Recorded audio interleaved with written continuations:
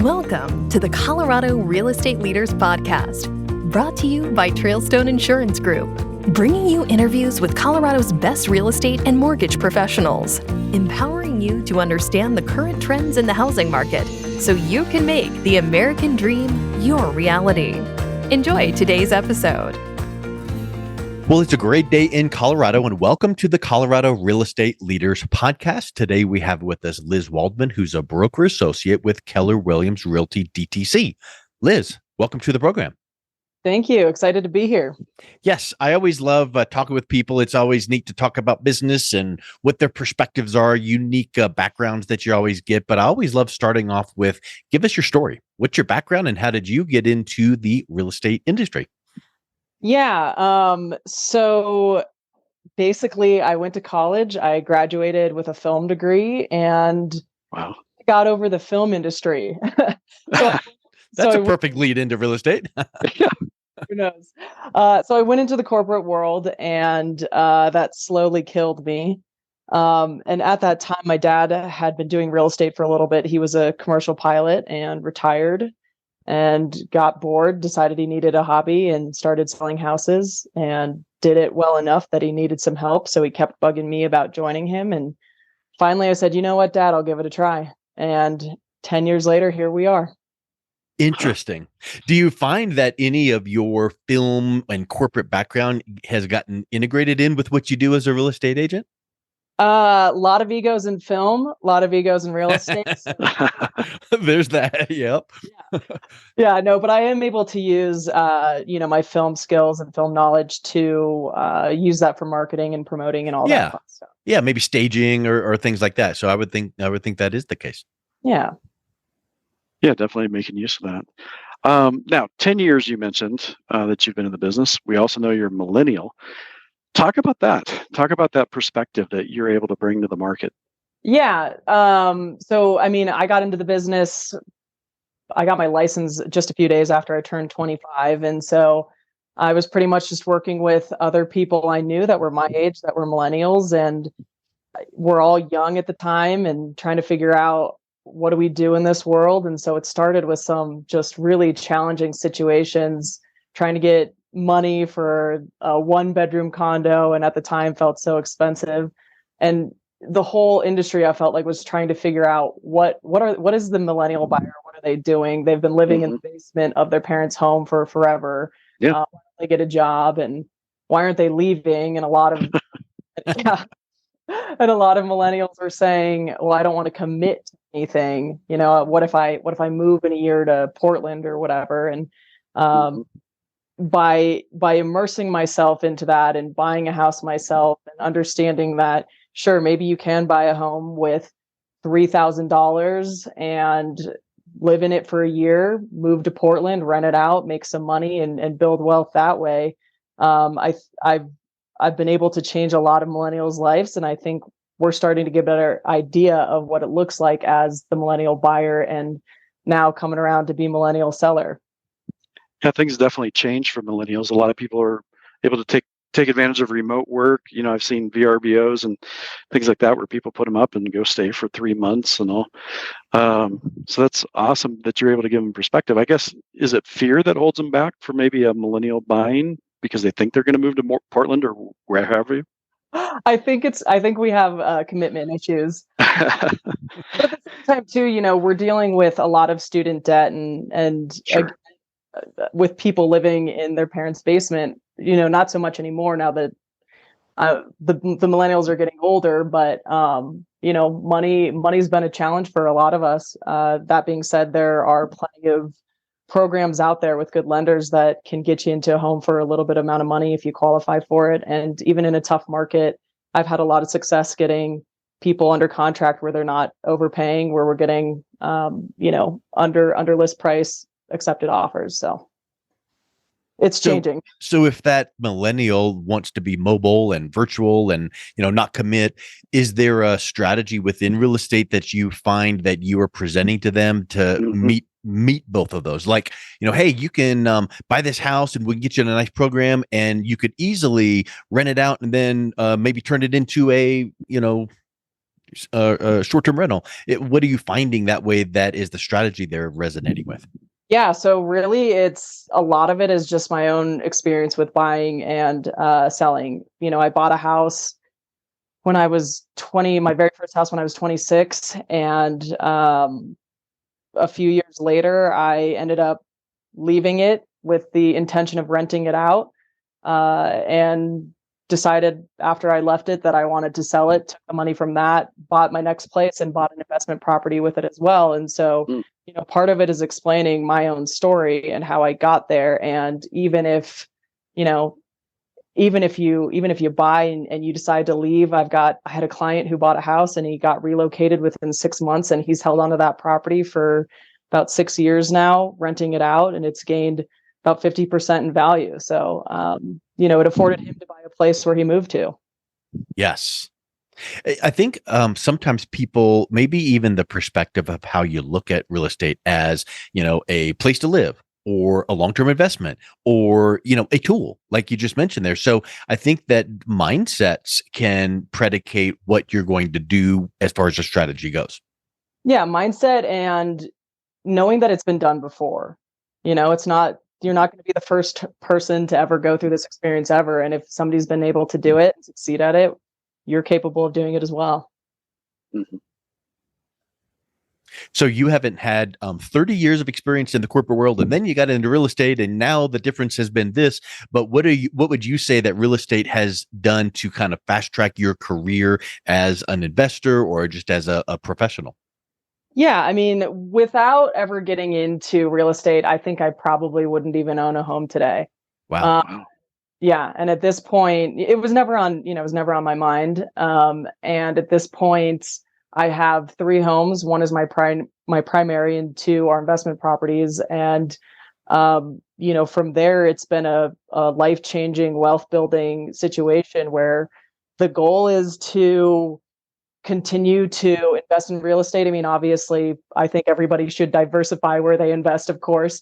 But when it comes to investing in real estate, it's one of the most stable places that you can put your money. And so from there, my goal is to continue to invest in real estate, get enough investment properties under my belt that it's paying my primary mortgage. And that way, when it comes to working for real estate, I'm doing it really for fun rather than to pay the bills, so to speak.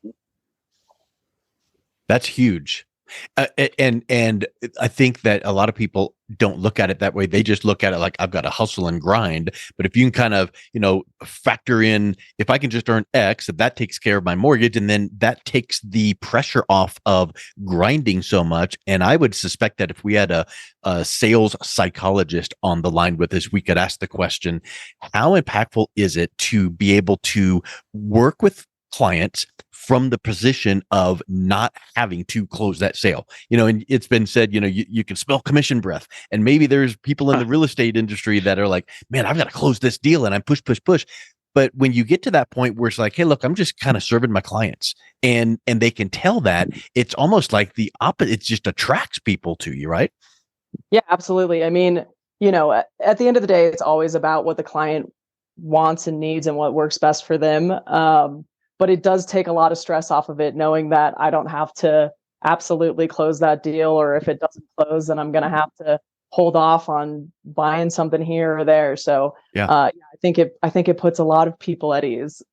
And you might not be there right this second, but the fact that you have that as your goal and you're making progress toward it each and every month and year, that almost is like, yep, I'm there. I'm getting there. And I think that's a huge part of the journey. It's like when you get to that point, then what's the next step? And then what's the next goal? So I think that's so powerful. And then probably, if I would surmise a guess, you probably work with your clients and teach them the same type of thing.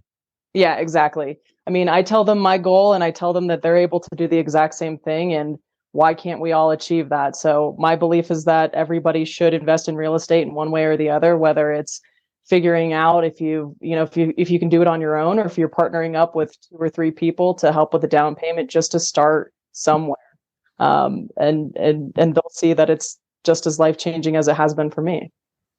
Now, you said partnering up with a few people, and let's couple that with the demographic of millennial. So maybe that becomes part of the fast track and going, hey, look, you're always hanging out with your buddies or this group of people. Why don't you just buy this together? And then that could become something where it's almost like a little mini investment club, or, you buy a duplex or triplex and you're living in that and then you move on. So do you find that kind of approach is attractive to millennials as well?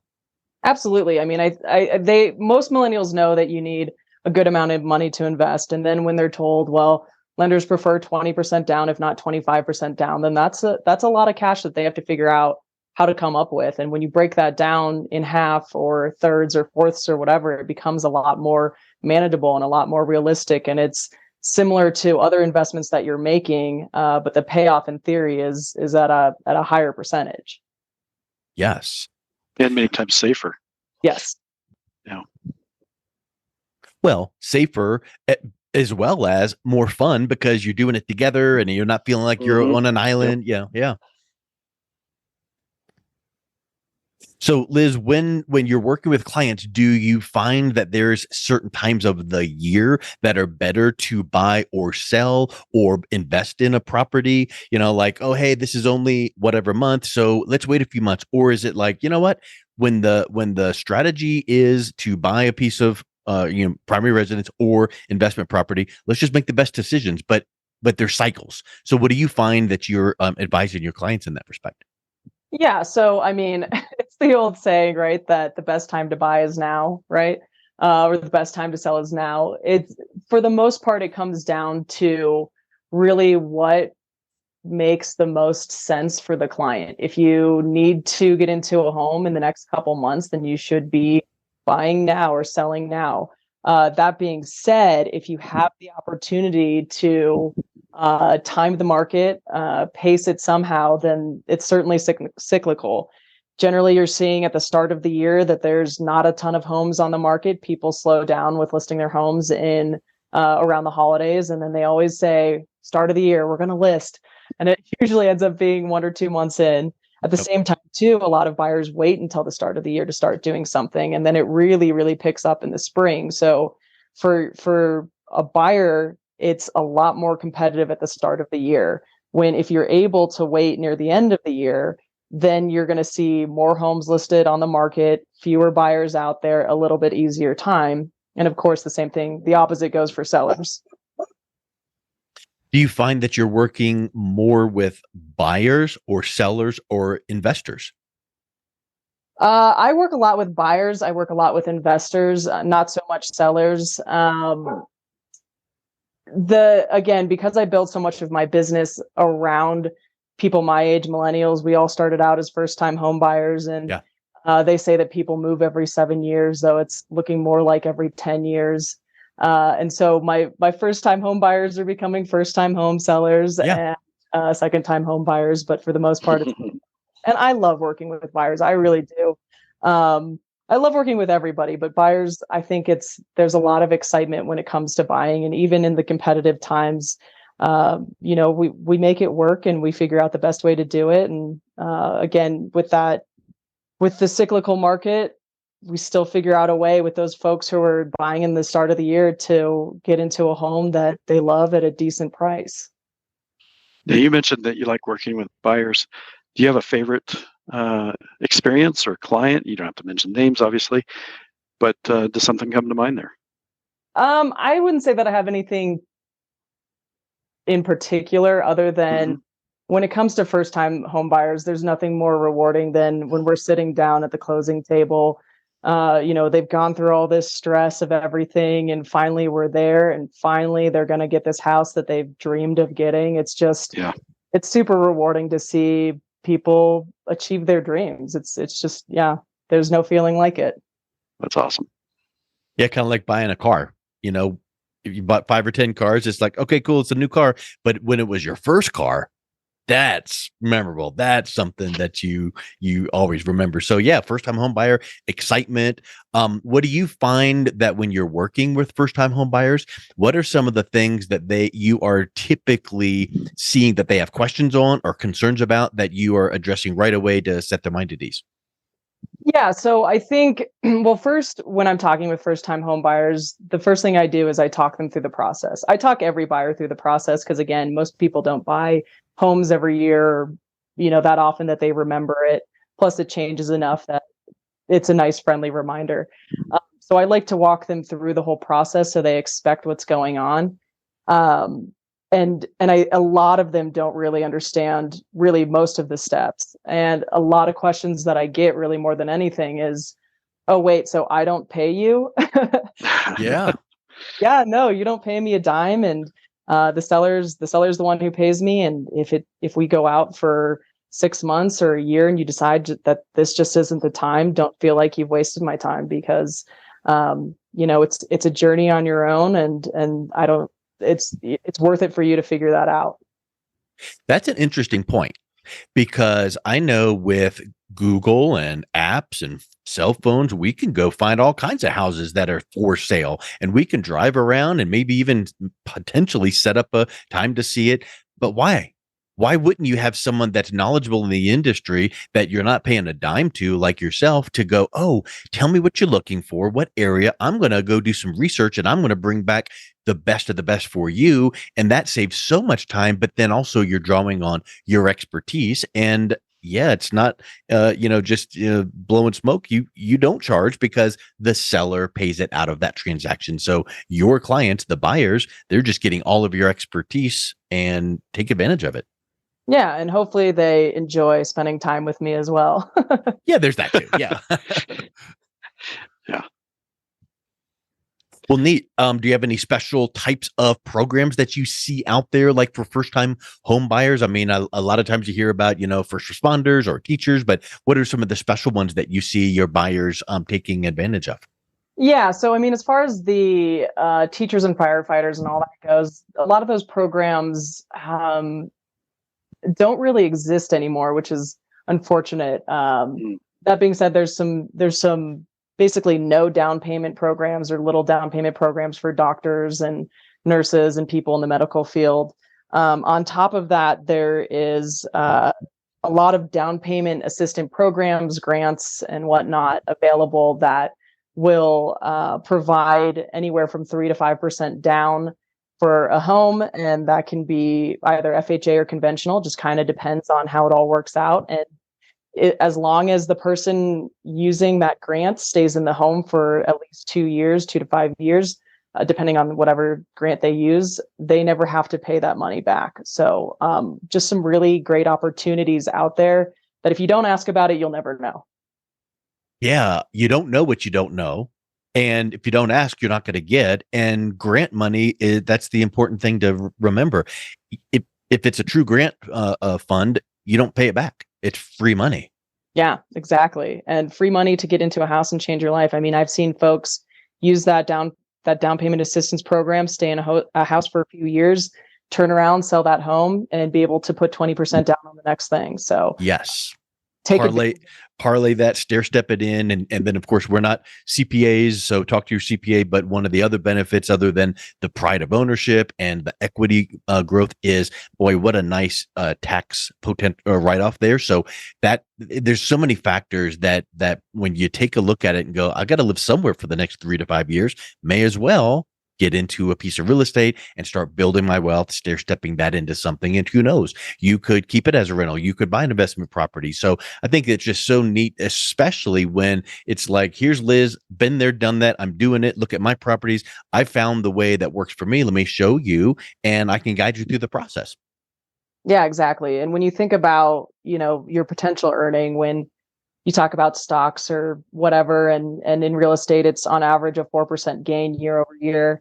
And if you've got $1,000 in some sort of investment account, 4% is not a lot. When you have a $250,000 home, a 4% return on your money is huge. It's life changing. So, and again, to your point, Mike, it puts a roof over your head as well. Yeah. Yeah, you don't live in the stock.